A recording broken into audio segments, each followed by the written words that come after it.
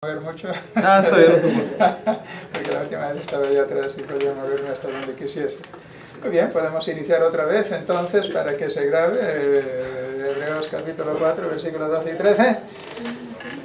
La palabra de Dios es viva y eficaz y más cortante que toda cuchilla de dos filos que penetra hasta partir el alma y el espíritu, las coyunturas y los tuétanos y discierne los pensamientos y las intenciones del corazón. Y luego hemos añadido, y no hay cosa creada que no sea manifiesta ante su presencia, es decir, todas las cosas están abiertas y desnudas a los ojos de aquel a quien tenemos que dar cuenta, todos tenemos que dar cuenta. Y luego ya, siguiendo, entendemos por los siguientes versículos que tiene que ver con el contexto. ¿Qué cosa es el contexto?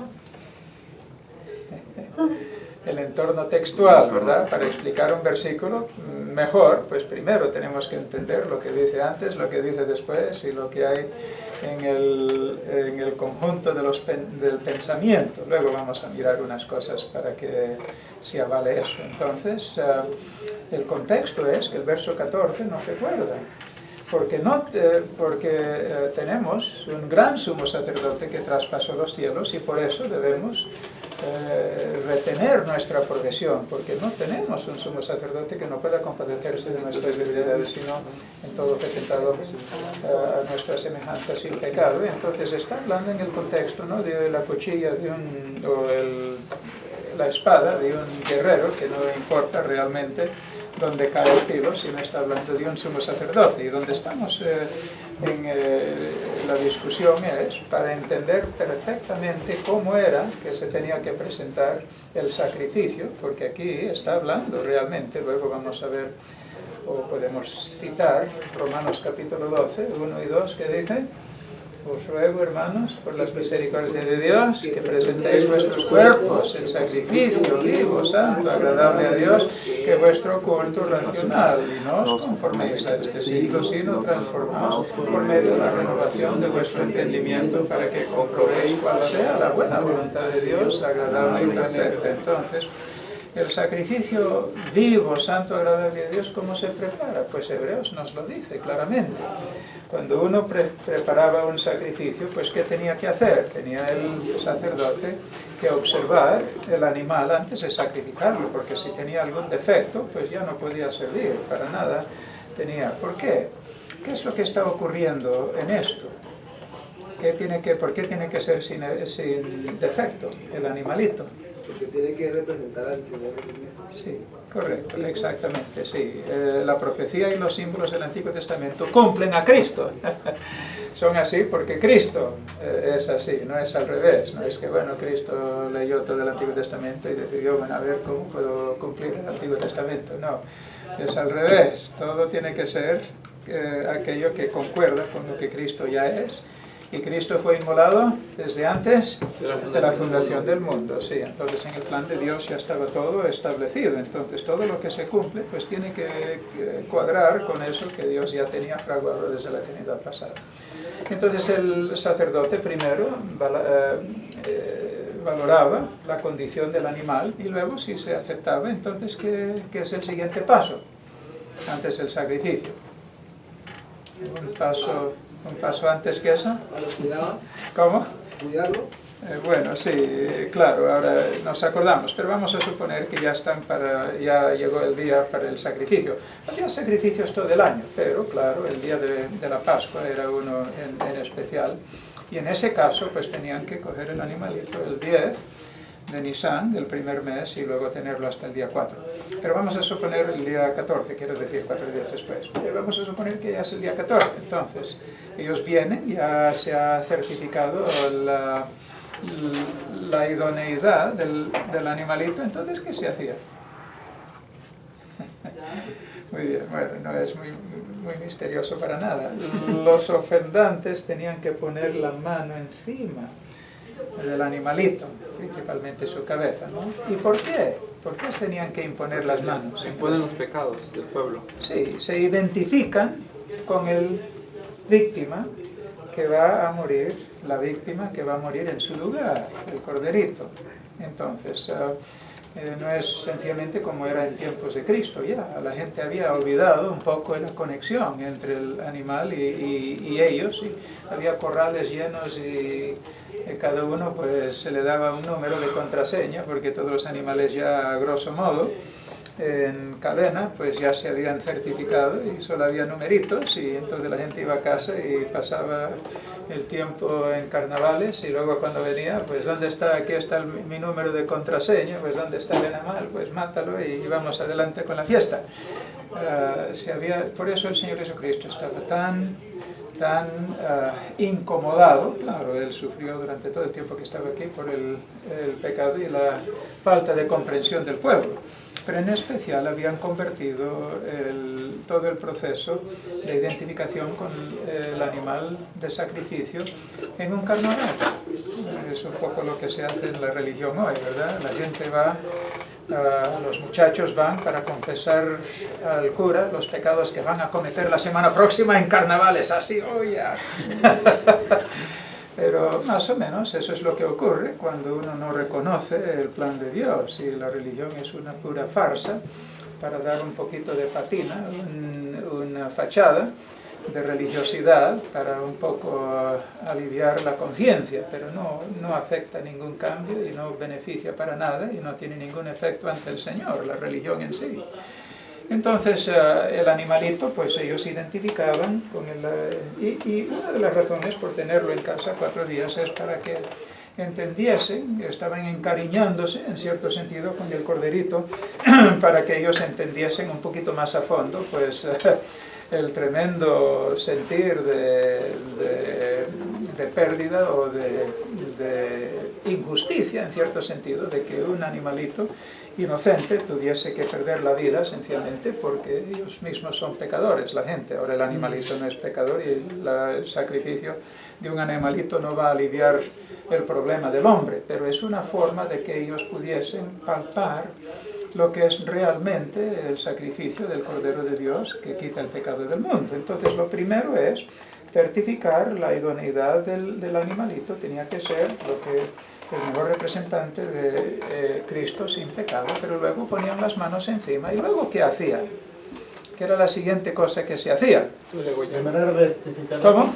Primero que era rectificar la fe.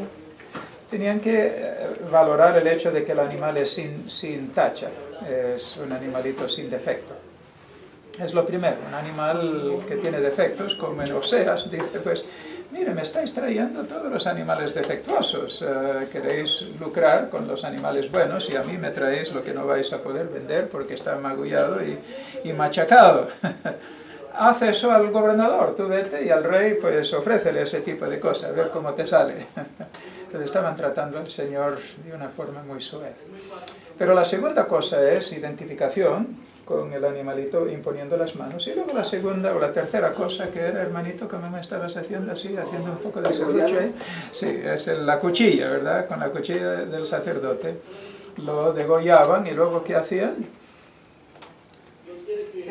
Número 4, la sangre se vertía, por supuesto, en torno del altar. Y luego después, ¿qué se hacía? Número 5, pues lo desollaban, le quitaban el vellón. Y luego, ¿qué se hacía? Número 6. La víscera y todo. Sí, lo tenían que descuartizar, pero con precisión. ¿No os acordáis lo que dice? La palabra de Dios es viva y eficaz y más cortante que toda la espada de los filos, que penetra hasta partir el alma y espíritu y las coyunturas y los tuétanos. Es una cosa que tenía que ser con una precisión. Los sacerdotes eran entrenados para saber cómo descuartizar el animalito y también desentrañarle y repartir las piezas. Pero antes de hacer eso, cada pieza ya desmembrada tenía que lavarse con agua limpia y luego tenían que ser sazonada con sal y luego se quemaba. ¿Veis cuántas cosas tenía que ser? Pero eso nos recuerda la forma en que también cada uno es responsable ante Dios y cada uno va a sufrir eternamente si no cae sobre la misericordia de Dios y los méritos de Cristo Jesús. Él fue el que murió en nuestro lugar, siendo perfectamente un sacrificio, ahora todas estas cosas, acordaros una cosita, hermanos, la Biblia dice que sin el derramamiento de sangre no hay remisión. ¿Quién durante todos esos miles de, bueno, no fueron miles, 1500 años, centenares de años, siglos y siglos, vertían su sangre? Entonces eran los animales. ¿Por qué? Porque en el animal la vida está en la sangre. En el ser humano, ¿dónde está la vida? En su alma. Vamos a pensar un momentito, porque estas cosas son sombras. Hebreos habla mucho acerca de las sombras. Las sombras son la sangre de los animalitos, el tabernáculo, el sacerdocio humano. Esos son sombras. La sombra, ¿qué tiene que haber cierto para que haya una sombra? El sol y el objeto. Sí, tiene que haber una cosa sustanciosa, ¿no? Para echar una sombra. Entonces, ¿quién es la sustancia, según Hebreos? Es Cristo Jesús y su persona y su obra. Esa es la sustancia. Las cosas, las sombras, realmente no resuelven el tema, pero están representando algo que sí resuelve el tema. Entonces, todo esto es tan importante. Y por eso la palabra de Hebreos, combinado con Romanos, capítulo 12, nos hace entender que cuando se habla de un sacrificio vivo, santo, agradable a Dios, entonces está refiriéndose a que el Espíritu Santo, como el agente,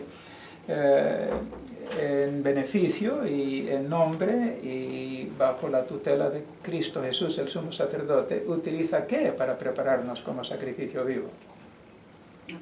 La palabra. Mira, hermanos, la clave de la vida cristiana es el Espíritu Santo, y la clave de la obra del Espíritu Santo en el creyente es la palabra, y lo que corresponde al creyente es sumisión en obediencia a la palabra de Dios en manos del Espíritu Santo de Dios. Sí, salud, hermano. Muy bien. Entonces, Hebreos 4, 12 al 13 y luego Hebreos 4, 14 al 16. Y utiliza para prepararnos Romanos 12, 1 al 2, y eso ya hemos comentado. En toda dimensión de nuestro ser. Ahora aquí lo hemos comentado antes también y quiero voy a recalcar también, hacer énfasis en el hecho de que Dios nos ha creado a su imagen. Ahora mira, cuando la Biblia dice que nosotros hemos sido o que somos todo nuestro ser, espíritu, alma y cuerpo, en ese sentido de eso no está hablando cuando dice que somos creados a la imagen de Dios. Dios no tiene un cuerpo. Ahora Cristo asumió cuerpo, eso sí, la segunda persona de la deidad es la única persona de la triunidad que asumió una naturaleza humana. La Biblia dice, nadie ha visto a Dios jamás. ¿Alguien vio a Dios Padre? Pues según ese versículo no. ¿Alguien vio al Espíritu Santo? Pues no.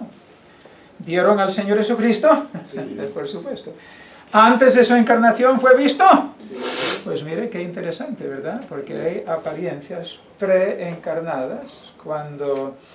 ahora no sabemos la experiencia de Adán y Eva, por supuesto oyeron la voz del Señor, sabían cuando estaba presente, pero sí hay ocasiones en la Biblia donde claramente el Señor se presenta y vieron algo. Abraham, por ejemplo, cuando vinieron 3 seres, pues uno de ellos era Jehová mismo, era Cristo Jesús, preencarnado.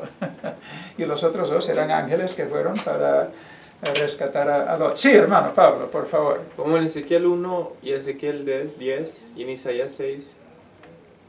Bueno, acordaros que en Ezequiel sí, se vio, yo creo que sí, que eso tendría que ser una representación, por supuesto,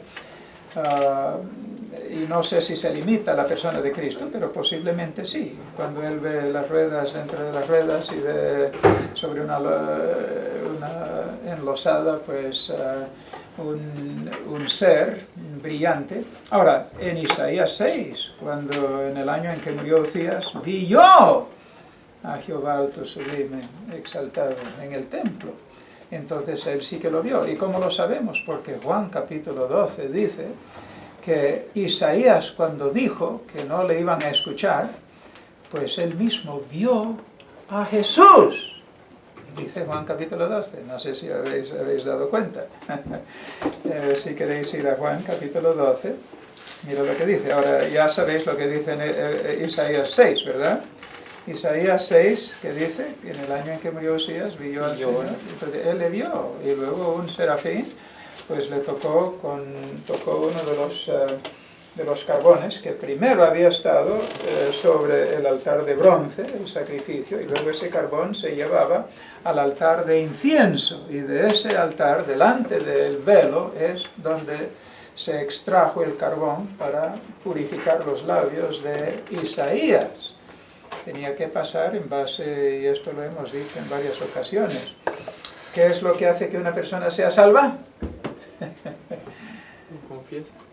Se identifica con Sí, es al momento que Dios nos identifica con la muerte y resurrección de Cristo, pues ese es a partir del momento en que somos salvos. Uno no puede ser salvo hasta que Dios nos identifica con la muerte y resurrección de Cristo.